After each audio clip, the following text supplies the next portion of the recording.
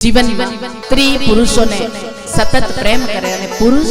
સ્ત્રીની રિસ્પેક્ટ કરે તો એ સ્ત્રી પુરુષનું જોડકું છે એ અર્ધનારીના વિશ્વાસ કે નદી સાગરમાં મળી જાય છે, પત્ની પતિમાં મળી જાય છે, પણ પત્ની પતિમાં મળીને મટી નથી જતી એટલું પતિએ એનું પણ સન્માન હોય છે, એનું પણ માન હોય છે, એના પણ વિચારો હોય છે, એના પણ ઈચ્છા હોય છે, એની પણ મહેચ્છા હોય છે કે જે ઘરમાં નારીનું પૂજન થાય છે। અને તમે જોજો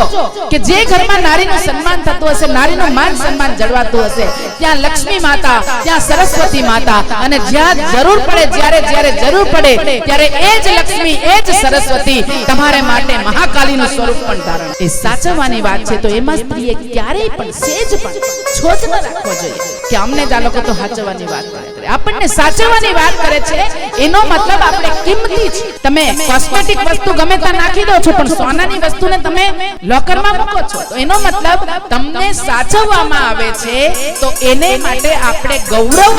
આપણે અનુભવવું જોઈએ કે આપણે મહાન છે। તો જીવનમાં આપણે ખૂબ મહત્વનું જીવન આપણને મળ્યું છે, એ જીવન એડે ના જાય એની કાળજી રાખીને આપણને જે સ્ત્રીનો અવતાર કે જે બાય બર્થ અવતાર જ છે એ જ્યારે જે ચાહે બની શકે, જ્યારે જે ચાહે બની શકે।